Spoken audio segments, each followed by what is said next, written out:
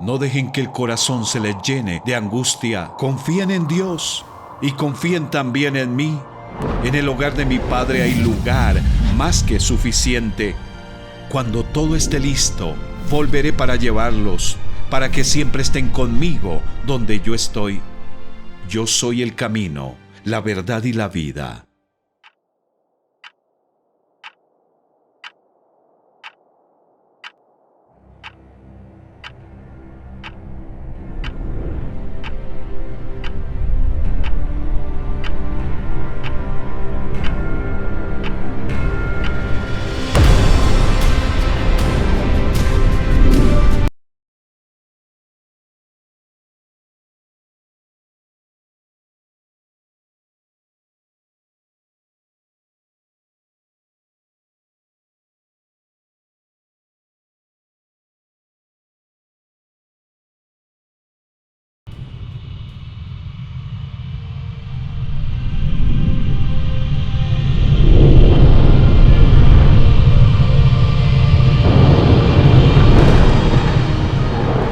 Había llegado la hora.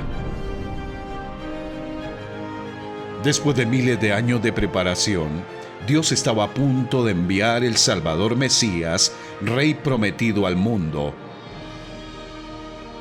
Pero, ¿quién sería? ¿Cómo vendría?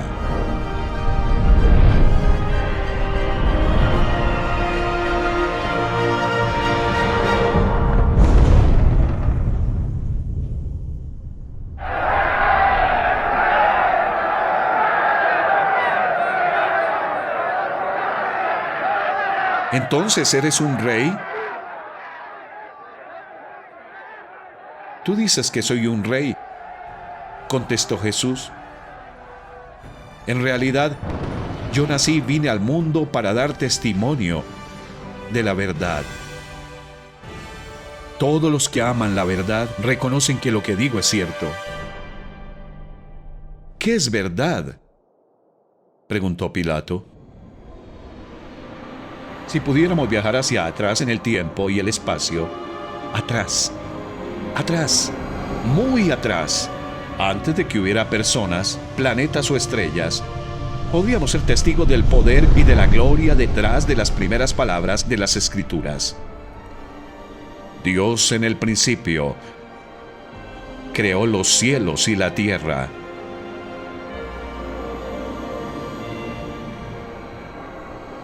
La tierra no tenía forma y estaba vacía, y la oscuridad cubría las aguas profundas, y el Espíritu de Dios se movía en el aire sobre la superficie de las aguas. Era el momento de preparar el planeta para las personas. Dios dijo: que haya luz. Y hubo luz. Y vio Dios que la luz era buena. Luego separó la luz de la oscuridad. Dios llamó a la luz día y a la oscuridad noche. Y fue la tarde y fue la mañana un día. ¿Qué hizo el primer día de la creación? Ordenó que la luz atravesara las tinieblas. Día 1 nos muestra que Dios es santo, es perfecto y puro como la luz. Dios es todopoderoso. Hizo y sustenta la atmósfera. Día 3, Dios es bueno. Creó miles de plantas y alimento para nosotros. Día 4, Dios es fiel. El sol y la luna permanecen en sus órbitas. Día 5, Dios es vida. Puso los peces en el mar y las aves en el cielo. Día 6, Dios es amor. Después de crear a los animales, había llegado el momento de formar a las criaturas sobre las que derramaría su amor. Era tiempo de crear a los seres especiales que podrían reflejar su santidad, poder, bondad, fidelidad, vida y amor. El sexto día de la creación, el rey conversó consigo mismo, Dios, su Santo Espíritu y su Verbo, y dijo: hagamos al ser humano a nuestra imagen y semejanza, que tenga dominio sobre la tierra y los seres vivientes. Y Dios creó al ser humano a su imagen. Lo creó a imagen de Dios. Hombre y mujer los creó. El primer hombre y la primera mujer fueron creados con la capacidad de pensar, amar y hablar como su creador para que pudieran disfrutar de una relación cercana con él. Después de formar el primer cuerpo humano del polvo de la tierra y soplar vida en él, Dios plantó un huerto en Edén en algún lugar del Oriente Medio.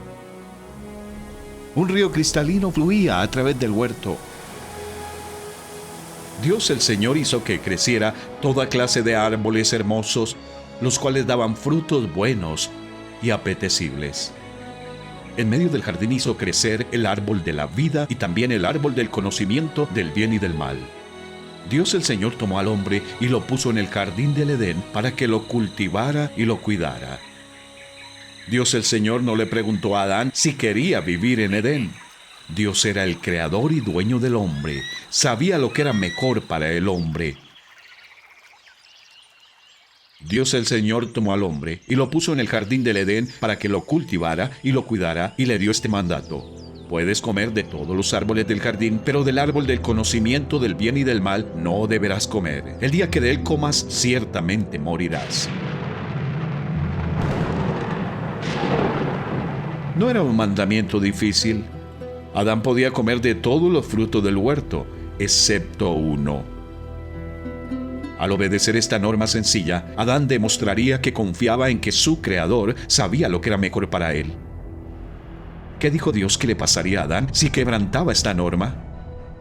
Le dijo Dios que si comía el fruto prohibido, debía empezar a hacer ritos religiosos, usar rosarios, ayunar, dar limosnas, ir a una iglesia, sinagoga, mezquita o templo y tratar de hacer las suficientes buenas obras como para compensar las malas.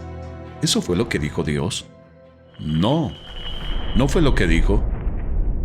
Dios le dijo a Adán: el día que de él comas, ciertamente morirás.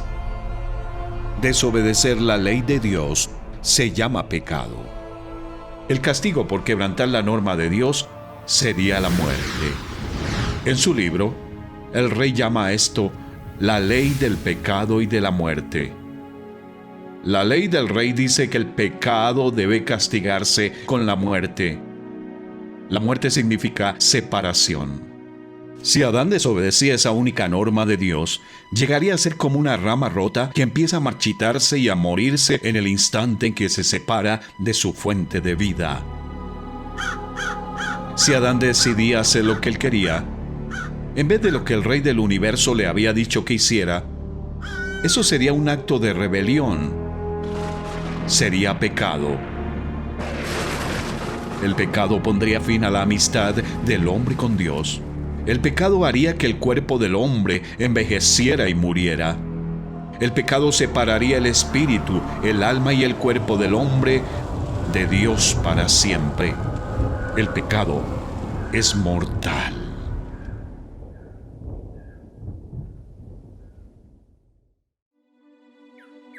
Después de darle al primer hombre un trabajo que hacer y una norma que obedecer, había llegado el momento de que Dios formara a la primera mujer. Luego Dios el Señor dijo: no es bueno que el hombre esté solo, voy a hacerle una ayuda adecuada. Entonces Dios el Señor hizo que el hombre cayera en un sueño profundo y, mientras éste dormía, le sacó una costilla y le cerró la herida. De la costilla que le había quitado al hombre, Dios el Señor hizo una mujer y se la presentó al hombre. Igual que Adán, Eva fue creada a imagen de Dios. Ella también fue hecha para conocer a su creador dueño, reflejar su personalidad y disfrutar una relación feliz con él para siempre. El Señor cuidaba de Adán y de Eva como un padre sabio y amoroso. Cada tarde, venía al huerto para caminar y hablar con ellos. Ellos se sentían felices y cómodos en su presencia.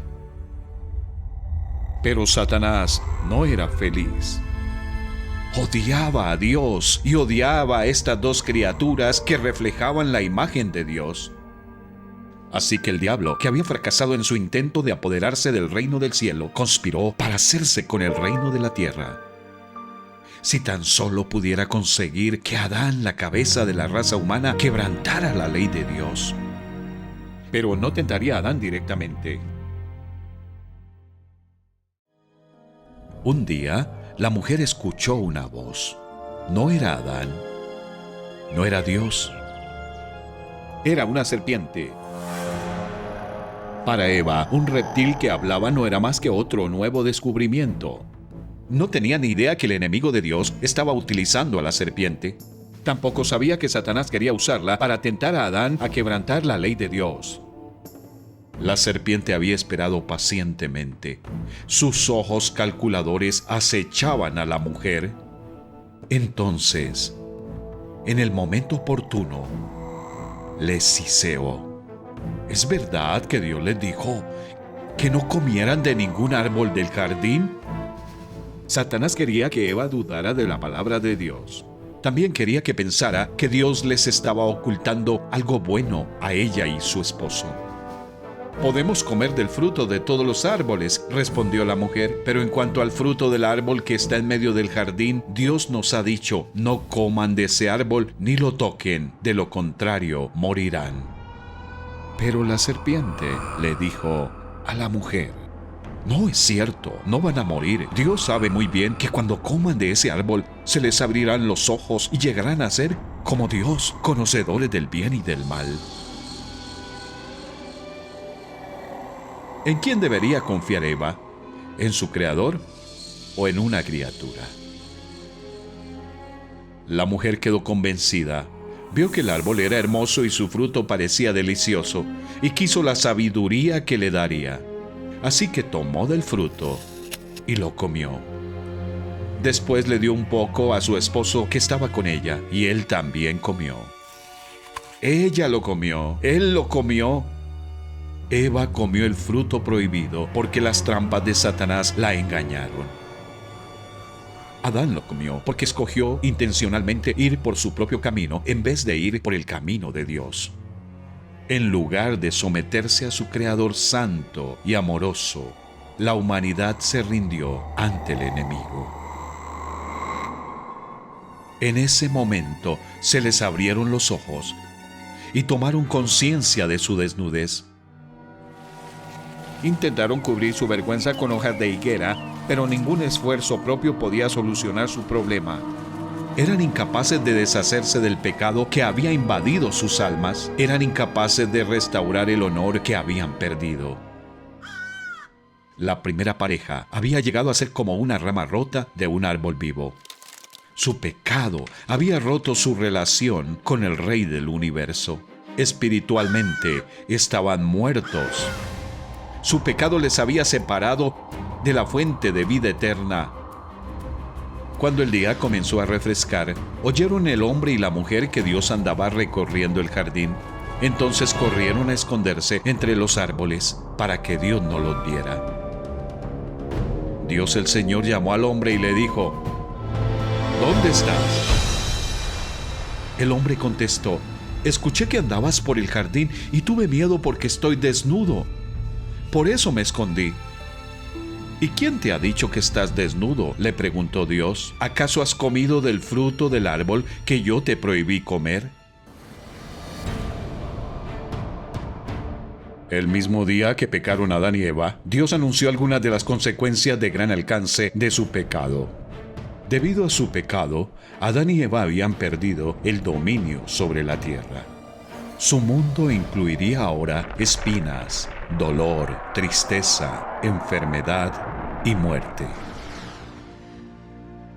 La humanidad había pecado y debía morir. La ley del pecado y de la muerte lo exigía. El hombre no tenía forma de salvarse de la maldición del pecado. ¿Había alguna esperanza?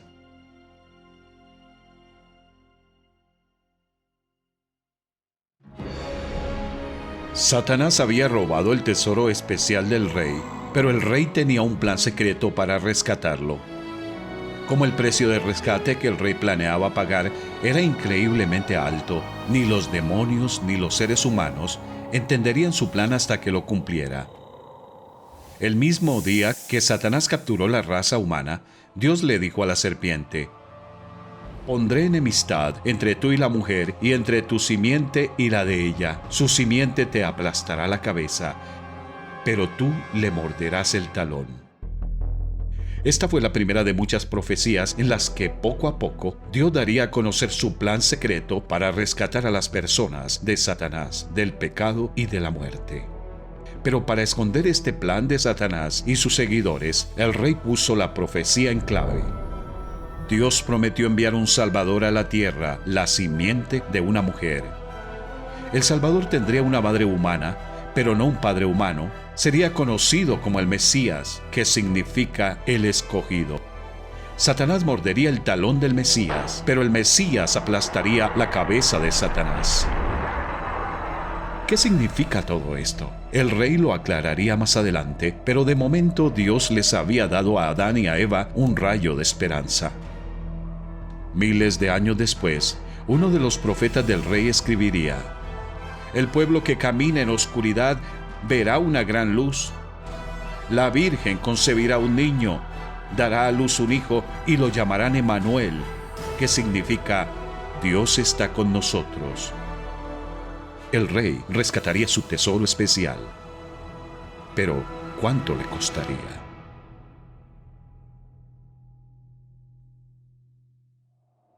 ¿Recuerdas qué hicieron Adán y Eva después de comer el fruto prohibido?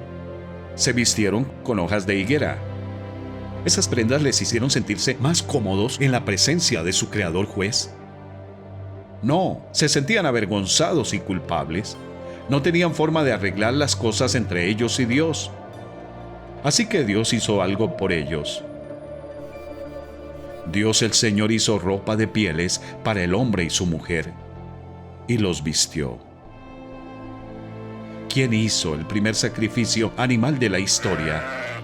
Dios.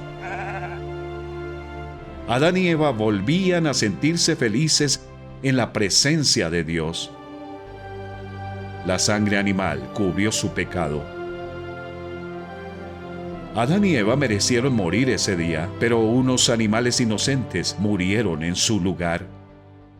La ropa de pieles de animales cubrieron su vergüenza. Adán y Eva se sentían cómodos de nuevo en la presencia de Dios. Miles de años más tarde, un profeta de Dios escribió: «Me llené de alegría en el Señor mi Dios, pues Él me vistió con ropas de salvación y me envolvió en un manto de justicia». Solo Dios tiene una forma de restaurar a los pecadores. Aún así, el pecado tiene sus consecuencias. Así como Dios echó a Lucifer y sus ángeles malignos del paraíso celestial, echó al hombre y su esposa del paraíso terrenal. Después de expulsarlos, el Señor Dios puso querubines poderosos al oriente del jardín de Edén. Colocó una espada de fuego ardiente a fin de custodiar el camino hacia el árbol de la vida. Nuestro gran Dios, Creador, es santo. Eso significa que es puro, limpio, perfecto y justo. Debido a su naturaleza santa y a sus leyes santas, debe castigar el pecado con la muerte, la separación de la fuente de vida. Algunas personas creen que Dios es tan grande que puede ignorar las leyes que Él mismo ha decretado. Imagina un tribunal donde el juez se niega a hacer cumplir las leyes de la nación. ¿Dirías que tal juez es grande? Imagina un partido de fútbol donde el árbitro ignora las reglas del juego. ¿Le llamarías un gran o un mal árbitro? Satanás quería que Eva creyera que su creador no haría cumplir sus reglas, que no castigaría a los transgresores con la muerte, pero el Rey y Juez justo del universo siempre cumple su palabra. Dios es grande, puedes confiar en Él.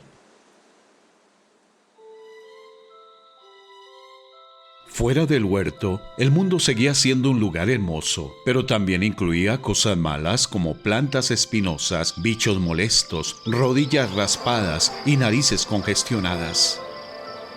Muchos animales ya no eran mansos, no era fácil encontrar alimentos. Adán y Eva se veían obligados a trabajar duro solo para llenar sus estómagos hambrientos. También experimentaron momentos de felicidad y alegría. El hombre se unió a su mujer Eva, y ella concibió y dio a luz a Caín, y dijo: con la ayuda del Señor he tenido un hijo varón. Al primer bebé del mundo, Eva le llamó Caín, que significa posesión. ¡Qué precioso tesoro les había dado Dios!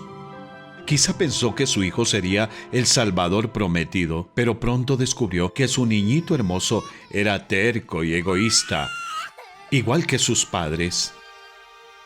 Más tarde, cuando nació su segundo hijo, Eva le llamó Abel, que significa vanidad o nada. Evidentemente, Adán y Eva no podían producir aquella simiente de una mujer sin pecado que salvaría a las personas de sus pecados. En vez de reflejar la imagen santa de Dios, los hijos de Adán y Eva reflejaban sus propias naturalezas torcidas por el pecado. Adán tuvo otros hijos y otras hijas, a su imagen y semejanza. ¿Ves a Caín quitándole el melón a su hermanito? Actúa igual que sus padres que tomaron el fruto que no les pertenecía. Como una enfermedad contagiosa, el pecado de Adán y Eva afectó a sus hijos. Cuando Adán pecó, el pecado entró en el mundo. El pecado de Adán introdujo la muerte, de modo que la muerte se extendió a todos porque todos pecaron. Un proverbio africano dice: una rata solo puede producir crías que cavan. Un proverbio árabe expresa el mismo hecho: el hijo de un pato es nadador. Cuando nuestros primeros padres pecaron, se volvieron como una rama rota de un árbol. Así como cada ramita y hoja de la rama rota se ve afectada, cada miembro de la rama familiar de Adán se ve afectado por el pecado de Adán. ¿Había alguna forma en la que Dios pudiera perdonar a Caín y Abel y declararles justos ante sus ojos? Sí, pero sería muy costosa. Sin derramamiento de sangre, no hay perdón. La ley inquebrantable del universo, la ley del pecado y de la muerte, debía cumplirse. El pecado tenía que ser castigado con la muerte. Por eso, el camino del perdón del Rey exigía una muerte. Aunque el pecador merecía morir, Dios aceptaría la sangre de determinados animales como el cordero. El cordero no podía estar enfermo, herido o sucio. Tenía que estar sano y limpio. Tenía que ser un cordero perfecto. El cordero sería sacrificado y quemado. Moriría en lugar del pecador culpable. El cordero sería el sustituto del pecador. Un día, los dos hermanos trajeron ofrendas a Dios, pero solo uno trajo la ofrenda correcta. Tiempo después, Caín presentó al Señor una ofrenda del fruto de la tierra. Abel también presentó al Señor lo mejor de su rebaño, los primogénitos con su grasa. ¿Cuál de las ofrendas crees que Dios aceptó? El Señor miró con agrado a Abel y a su ofrenda, pero no miró así a Caín ni a su ofrenda. Dado que Abel confió en el Señor y en su plan, fue perdonado y declarado justo. Este fue el regalo que Dios le hizo a Abel. Dios cargó al cordero con el pecado de Abel y el cordero murió en su lugar. La sangre del cordero fue derramada y su cuerpo reducido a cenizas. La ira justa de Dios contra el pecado cayó sobre el cordero en vez de sobre Abel. ¿Por qué le agradó a Dios aquel cordero sacrificado? Porque señalaba al Salvador venidero que pagaría un día la deuda de pecado del mundo.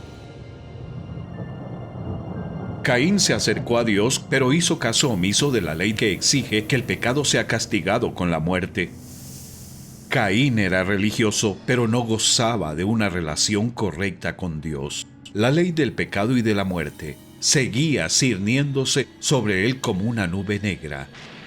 Si no confiaba en Dios y en su plan, nunca le conocería como amigo. Se encontraría con Dios como juez.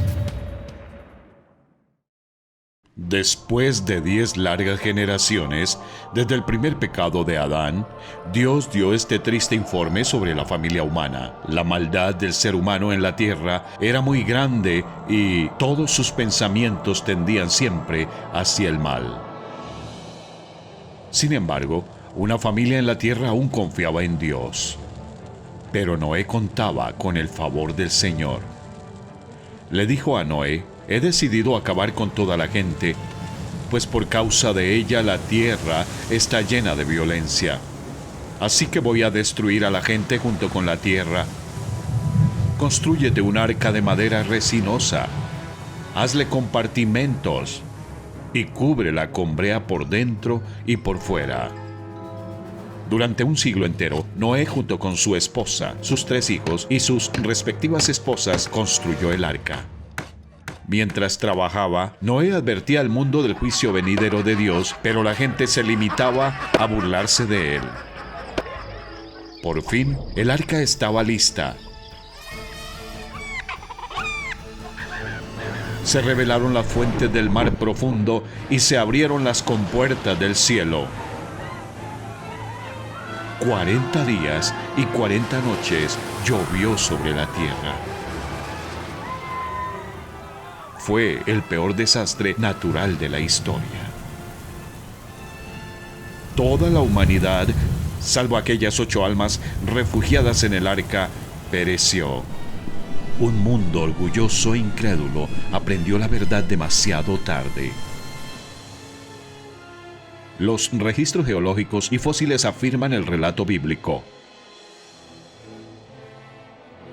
Desde el Sahara hasta el Himalaya, se encuentran fósiles marinos en los grandes desiertos y montañas del mundo. En su misericordia, Dios es paciente. En su justicia juzgará el pecado.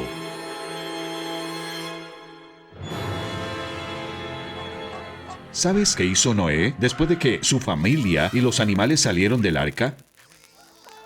Luego Noé construyó un altar al Señor, y sobre ese altar ofreció como holocausto animales puros y aves puras. El Señor percibió el grato aroma. La justicia y la misericordia de Dios no habían cambiado. El pecado seguía exigiendo la paga de muerte. Por eso Noé derramó la sangre de unas criaturas inocentes y quemó sus cuerpos sobre un altar suspendido entre el cielo y la tierra, entre Dios y el hombre. Estos sacrificios señalaban al Mesías sin pecado, que un día vendría a la tierra para ofrecer la verdadera paga por el pecado.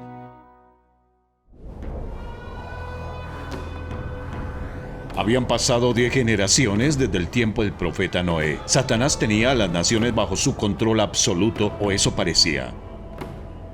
En vez de confiar en el Señor, la gente confiaba en sus religiones. Algunas naciones adoraban al sol, en lugar de adorar a aquel que lo creó. Otras veneraban a la luna. Corría aproximadamente el año 1925 a.C. En una tierra al noroeste de Arabia vivía un anciano llamado Abraham. Más adelante, Dios cambió su nombre a Abraham, que significa padre de una multitud. Abraham tenía 75 años. Sara, su esposa, tenía 65. No tenían hijos.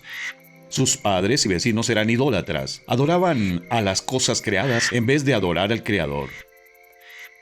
Un día, el Señor le dijo a Abraham: «Deja tu tierra, tus parientes y la casa de tu padre, y vete a la tierra que te mostraré.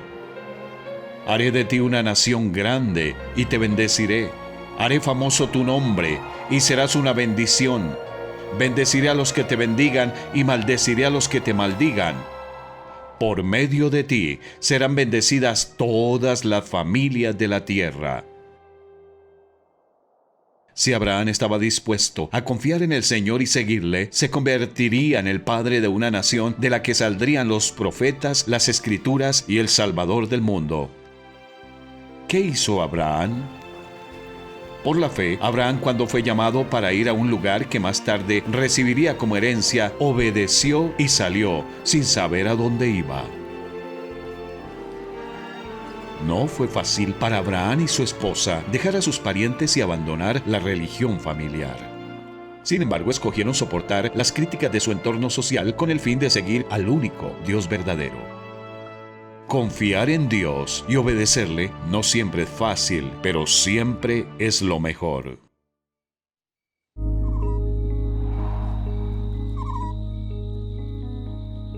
Abraham y su esposa eran ancianos y no tenían hijos. Sin embargo, el Señor había prometido hacer de Abraham el padre de una gran nación. ¿Cómo reaccionó Abraham ante esa promesa imposible de Dios? Le creyó Abraham a Dios, y esto se le tomó en cuenta como justicia. Como todos los descendientes de Adán, Abraham era un pecador, pero como Abel y Noé, ofrecía a Dios sacrificios por el pecado. Dado que Abraham creyó al Señor y sus promesas, eso le fue contado por justicia en el cielo, y Dios le dio el regalo de la vida eterna. Sara confió también en el Señor, y también fue declarada justa. Pero es difícil esperar. Después de estar en la tierra de Palestina durante 10 años, esperando y orando para que Sara quedara embarazada, decidieron ayudar a Dios a cumplir su promesa de darle un hijo a Abraham.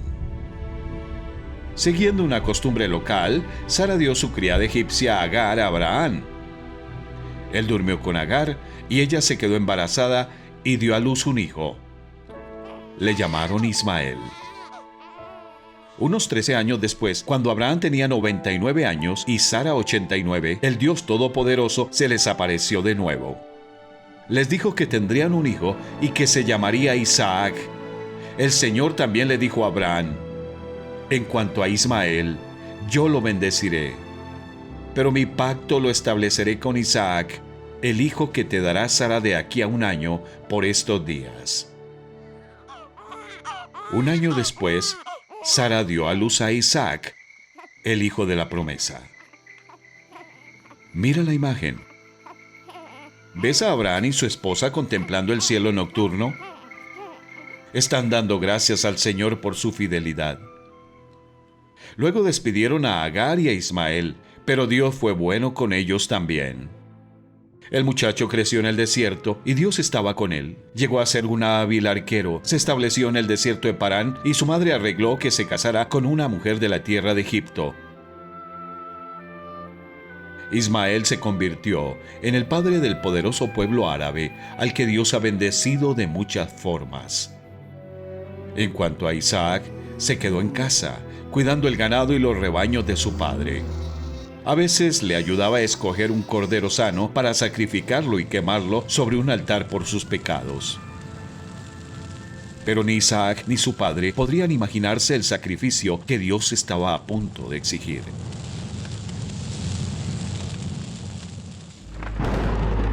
Esta es la historia directamente de las Escrituras.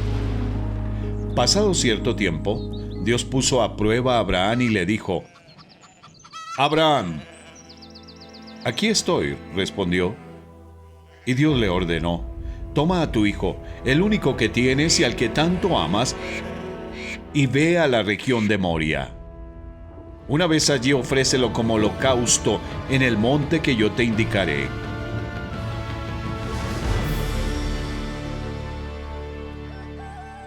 Abraham se levantó de madrugada y ensilló su asno. También cortó leña para el holocausto y, junto con 2 de sus criados y su hijo Isaac, se encaminó hacia el lugar que Dios le había indicado.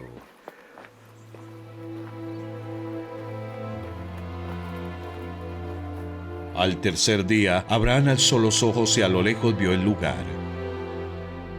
Entonces les dijo a sus criados: quédense aquí con el asno, el muchacho y yo seguiremos adelante para adorar a Dios y luego regresaremos junto a ustedes.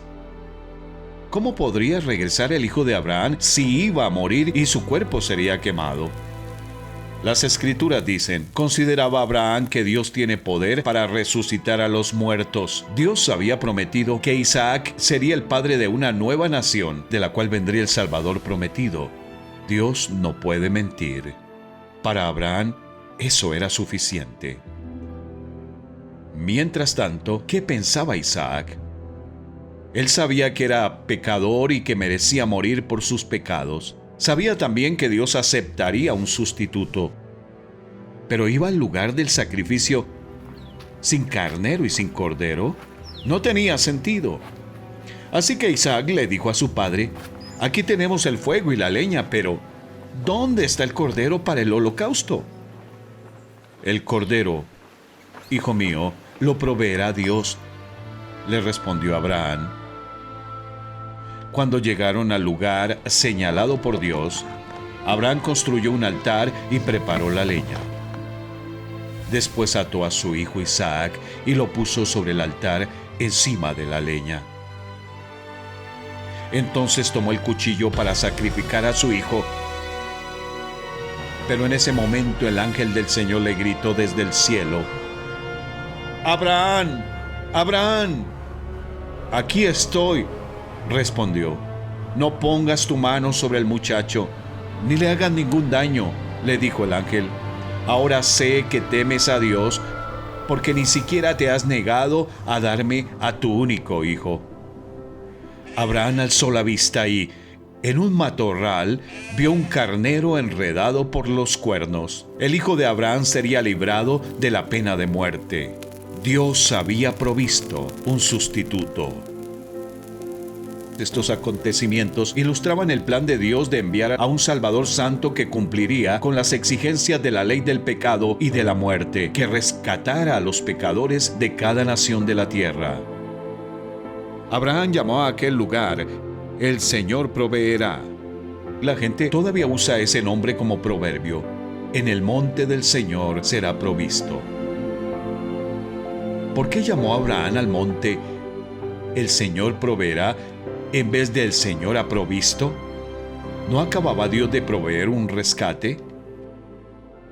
Al llamar al monte el Señor proveerá, el profeta Abraham predecía el día en que, en ese mismo monte, Dios mismo proveería un sacrificio con sangre tan costoso que Dios lo aceptaría como la paga completa de la deuda de pecado del mundo, para que todo el que creyera en ese sacrificio no se perdiera, mas tuviera vida eterna.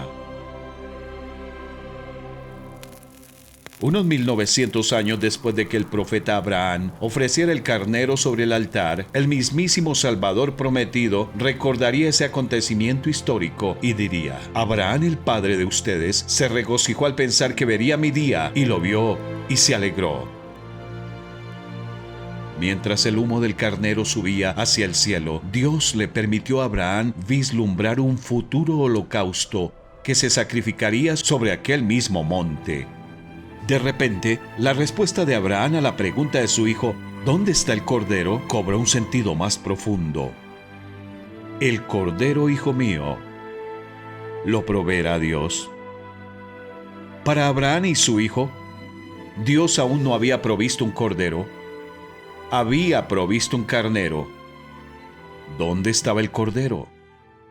En el monte perfecto, Dios mismo daría la respuesta. ¿Recuerdas las dos grandes promesas que Dios le hizo a Abraham? Primero dijo: haré de ti una nación grande. Dios cumplió su palabra. Abraham tuvo a Isaac, Isaac tuvo a Jacob, y Jacob tuvo 12 hijos cuyas familias se convirtieron en las 12 tribus de Israel. Dios también dijo: por medio de ti serán bendecidas todas las familias de la tierra. Dios cumpliría esa parte de su promesa también. Al trabajar con esta nación especial y a menudo rebelde, Dios quiso mostrarles a todos los pueblos de la tierra cómo es Él y cómo los pecadores pueden acudir a Él. Cada vez que Dios protegía a esta nación, protegía sus planes de bendecirnos a ti y a mí, porque era de esta nación que vendrían los profetas, las santas escrituras y el Salvador prometido. El plan secreto de Dios seguía avanzando. Alrededor de 1500 a.C., Dios llamó a Moisés, un descendiente de Abraham, para ser su profeta. Moisés escribió los primeros 5 libros de la Biblia. Dios también lo usó para librar a los 3 millones de descendientes de Abraham de 4 siglos de esclavitud.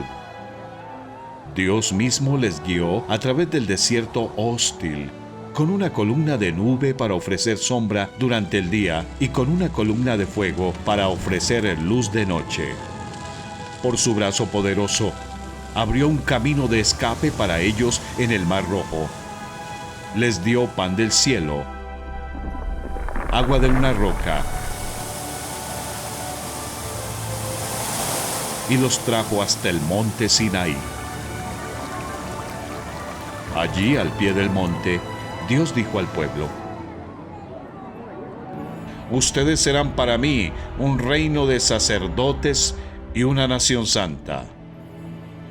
Dios quería que esta nación fuera santa, separada para Él y diferente a las naciones de alrededor. Sin embargo, el pueblo no entendía lo que significaba ser santo. No se veían como pecadores necesitados. Pensaban que, de algún modo, podían ganar el favor de Dios. Para darles una lección sobre su ira ardiente contra el pecado, el Señor descendió entre temblores de tierra, llamaradas de fuego y el estruendo de una trompeta.